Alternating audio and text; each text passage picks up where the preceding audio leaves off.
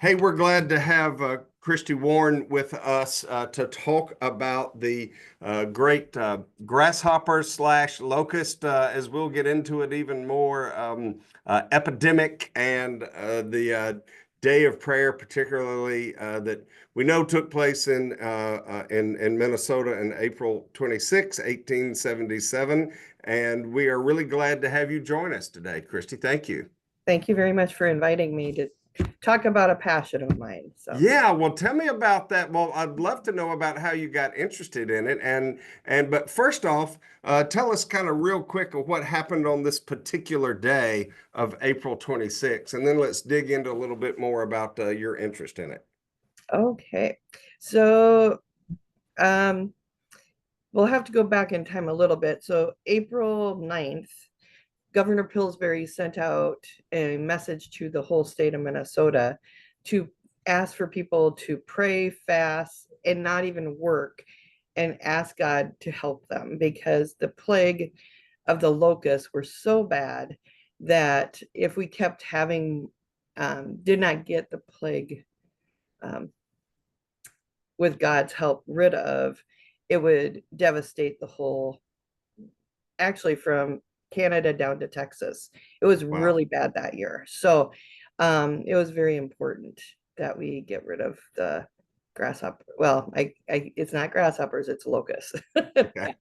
um, anyway, so what he did is he actually um, decided to ask all faiths to have everybody take that day of prayer and fasting. So what he did also was he must have put it in all the newspapers because people even from New York City and other places in the country came out to watch. It wasn't necessarily to see that it actually worked, that God was more powerful than man, because they used everything to try to get rid of these grasshoppers. They used tar hopper dozers, they used fire, they used everything to try to get rid of them. And so he declared God is the only one that can get rid of locusts, not us. So the actual day of prayer was actually issued on the 9th. That he sent it out early enough so everybody could take that day off and prep and actually pray, and all the denominations could actually um, take time and ask everybody to give Okay. something back to God. Yeah. So after so on the 26th, it was pretty quiet around here. Now in the cities, there were some protests because some of the groups did not believe in God. So they were protesting then that this is not right, that we're asking the whole community to pray. Um, but a miracle happened that night. So with the night of the 26th going into the 27th Okay. that morning, there was freezing rain in some areas, actual snow or frost throughout all of Minnesota, is what the newspaper clippings say. And so when that happens, all the eggs died. So all the locust eggs that were in the ground froze somehow. They either got frostbite or they got um, just frozen from the snow. So that is how it's really helped stop the locust plague. And people just were like, oh my goodness, this actually happened. Mm, This is a miracle. right. And we were not the only state that did these things, but we're the one that I think kept the best records of all the days of the day of prayer and why everybody was working together. So I think that's probably why we have a lot of good history in our old books of 1800s. Wow, about all that to do. So was from what you know and from your research that you've done and what I recall from our previous conversations is you have spent several years just kind of digging in a little bit more and digging in a little bit more. You got interested and more interested, and you decided, is this thing really a grasshopper? Which is kind of what it's known as, all right, more Mm-hmm. than anything else is the Yeah, grasshopper epidemic. But you're saying it's that they weren't; they were really locust. they were locusts. They were the Rocky Mountain locusts.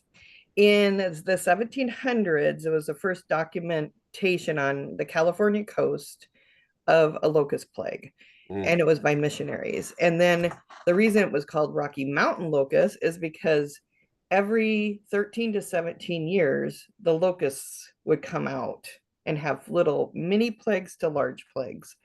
They would come out, eat, and then they would wait and have it happen again. It's kind of like cicadas and all those kind of insects. They don't all come out at every year. They come out at different times. And then also on the East Coast, they also have documentations of the locusts during the 1700s and 1800s. So that's what's really cool.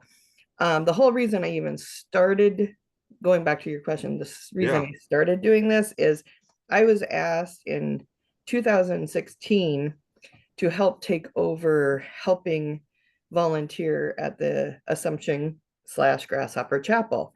I'm like, I've lived here so many years and I've never really went there. So I'm like, oh, this sounds interesting. So I researched it and I'm like, wow, this is awesome. And so I kept researching why and who and when. And we had one little great book that was published along like over 40 years ago, but it didn't have a lot of in-depth information. So I just started researching everything. I even went to Europe because they still have plagues over there, and Africa and Asia. There are 10 major types of locusts. The only two places in the whole world that don't have locusts is the United States and Antarctica. So when people say, oh, that's not really a big deal, it's a pretty big deal because they are not here anymore since 1877. Yeah. They were doggone sure here in the 1870s, right? But they weren't. They hadn't been here since then. So tell us about what you know of Governor Pillsbury. Was he a particularly religious man, or was he just like probably many elected officials of his time? He certainly wasn't professing atheism or anything like that. But was he a regular church-going guy? Honestly, I never checked that out. That's a very good question. I will have to look into that. I think what happened was he realized that the whole economy was going to suffer, and they used every kind of ingenious invention and man-made thing. One of the cool stories is they had fire pits for the locusts. So the locusts would land. There were so many locusts, they actually put out the fire. Wow. They would land on fires. Like a blanket. Yes. Or something to just That's land it how on many locusts there were. So I think he had to have a knowing God is greater than us. And he's like, okay, we need to get all the church leaders together and let's try to do something and ask God for help. Right. Cool. Cool. How about that? How about that? Well, so tell us about the chapel itself. Why this chapel in this spot? If this was a whole, obviously it was a statewide issue, and why did they particularly build this Assumption Chapel? And where is the chapel? Okay, this is really cool. So I asked that same question. I'm like, why all of a sudden in 1877 did they build this? And I found out in 1855, if you really want to study history again, all the way again from Minnesota all the way down to Texas, there was a major locust plague in the 1855s. And people didn't know what to do. They were starving. And at that point in time, the small group of Germanic, Slovenian immigrants that were in this area actually found this little hill. I call it a hill. And they would go up there and ask God for help. So the whole reason we even know the hill existed was because of 1855 plague. I got you. So that's kind of what's kind of cool is it's actually, if you go back in time, that was the last written documentation I could find of why that hill. Okay. So then what happened is Father Leo Winter came to become a pastor in this area. And he's like, oh my goodness, you just had a miracle. We need to thank God for this.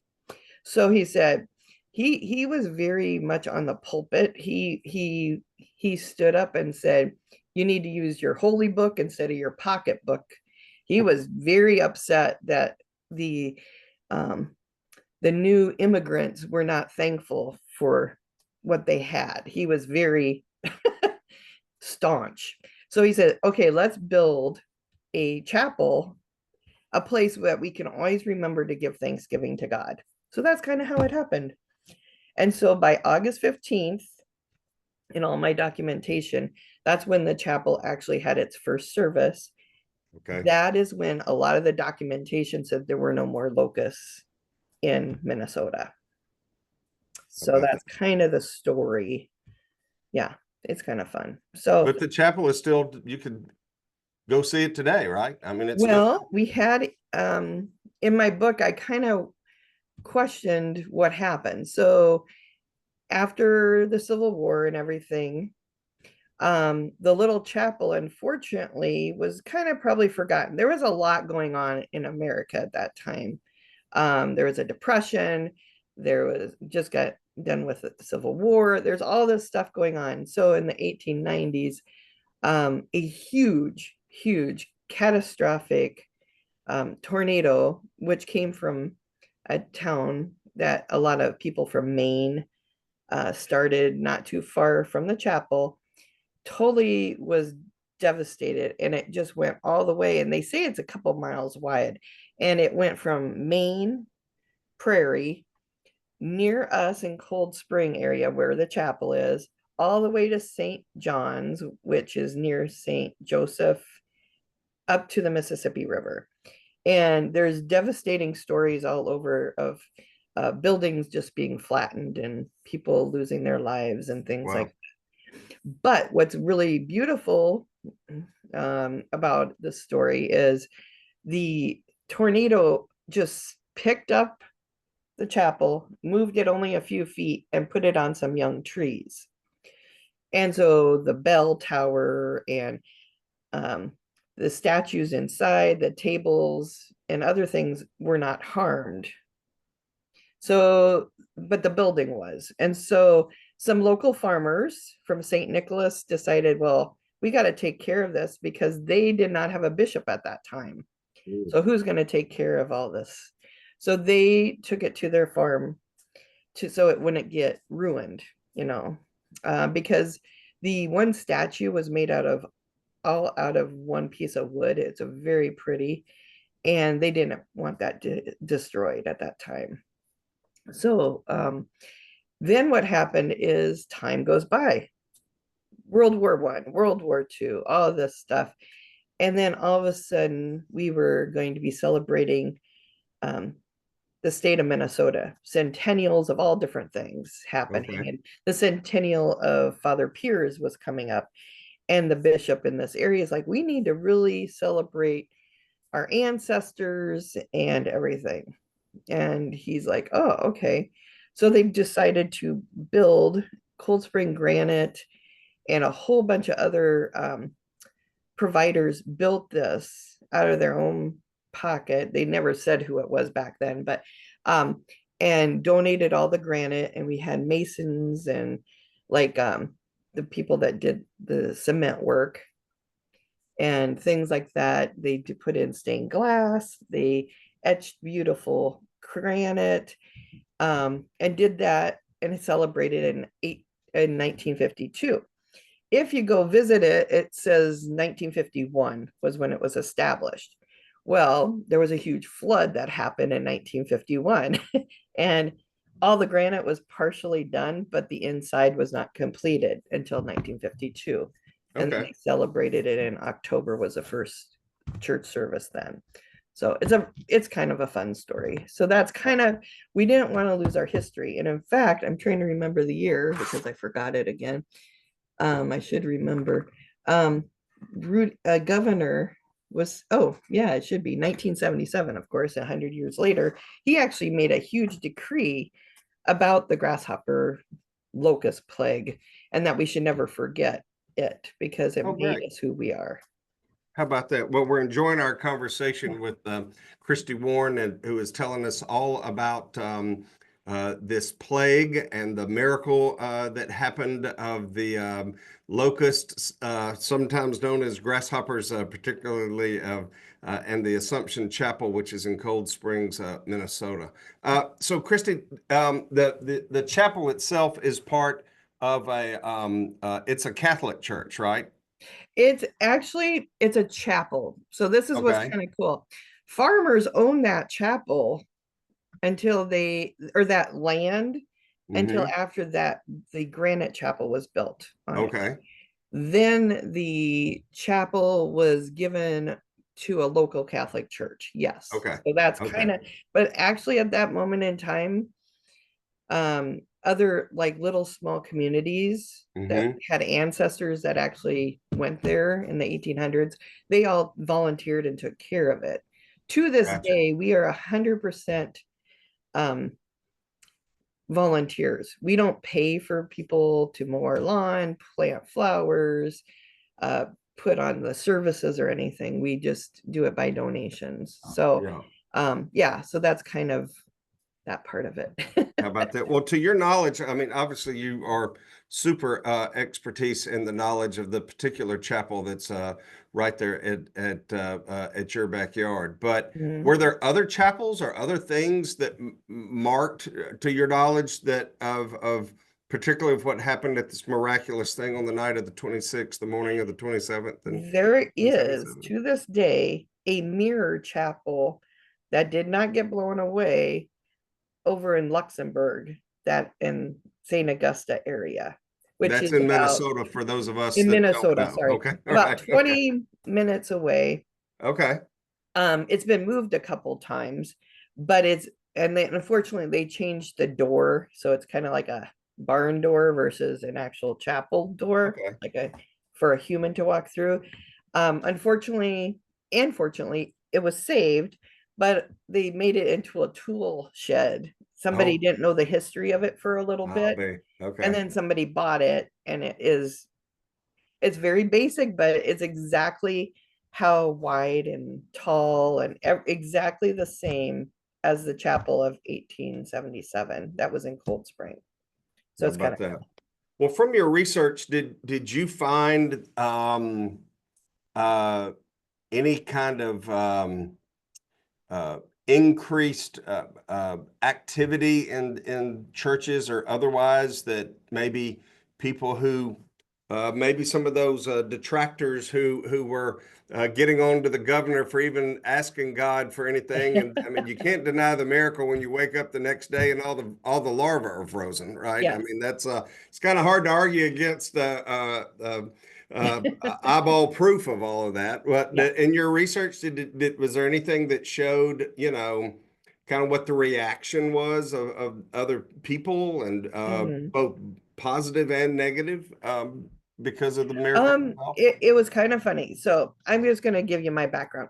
My relatives came over in the 1700s. So I have a Quaker background on the East Coast. Okay. Okay. So I'm very I have relatives that were Southern Baptist. I have relatives that are Methodist. I have relatives still Quaker, Catholic, Episcopal. So I'm very a melting pot of religions. And I Okay. respect all of them because I believe God gives us all gifts. So, but there was a little tension when the chapel was born, because this was a very Germanic, Slovenian area. And then all of a sudden, if you listen to, actually, it's kind of fun, Little House on the Prairie or something like that, more Sure. Swedish people and Norwegians started moving here because it was a cooler climate. So that's Hmm. why they came here. And there was a little tension of religions. It is good that we were all praying and everything, but you know, that's still today. It just is, Yeah. um, you know, that's just life. And I think that we all want our kids to know our own religions because we all believe that God is our goal. Well, but the fact that To it's a please him.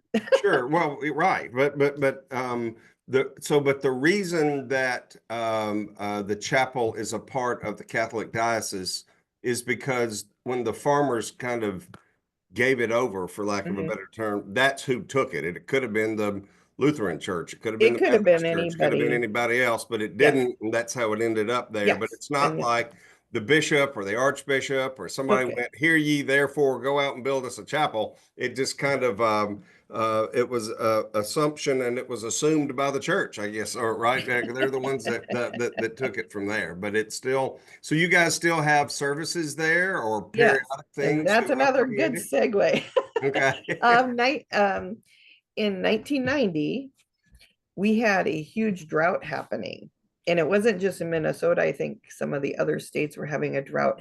And that's what's beautiful. Usually it's a ground up thing. So the people are like, we need to start praying more. And we were still doing one mass or one church service a year um, since the 1950s. But then we're like, well, we need to thank God for all the things he has given our country and ourselves. So some ladies went up to the bishop's office and said, we want you to help us ask everybody to pray to get out of this drought.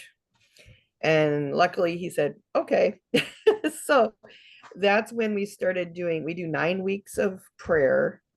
Um, Starting usually the last Thursday of April or the first Thursday of May, depending on the calendar year, Okay. until right before the 4th of July. So there's 9 weeks.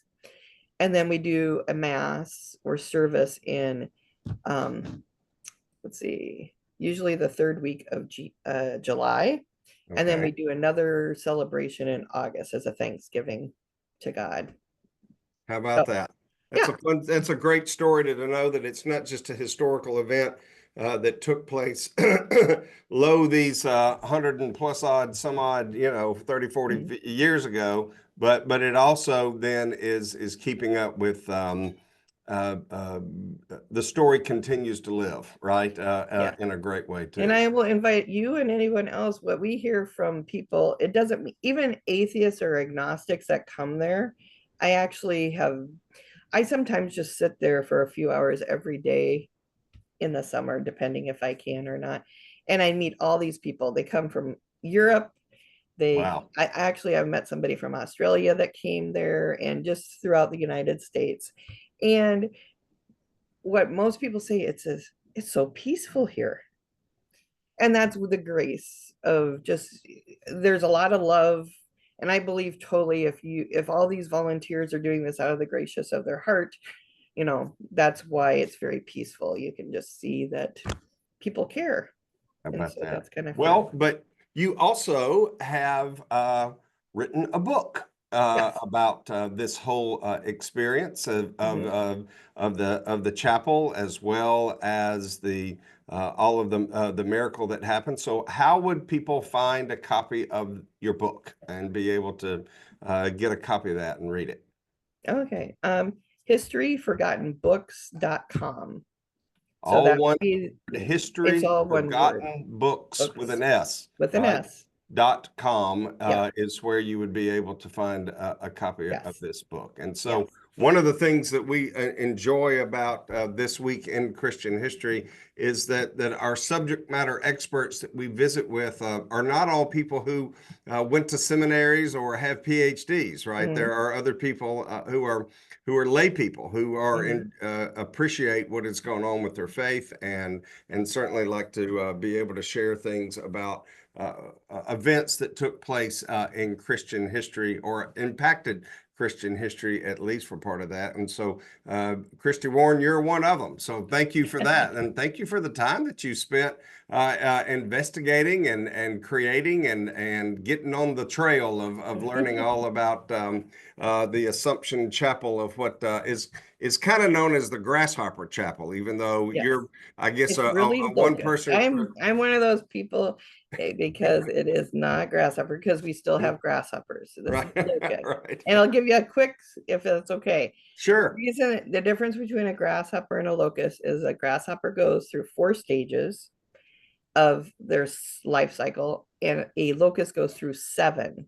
And that's what makes them so strong and powerful, and they have wings and they have to eat a lot because they're created to do that. And if you go back to the Bible, you know, Egypt, That's right. the locusts, That's well, right. there's still locusts. Actually, it's kind of cool. The last huge locust plague was in 1988 in Africa.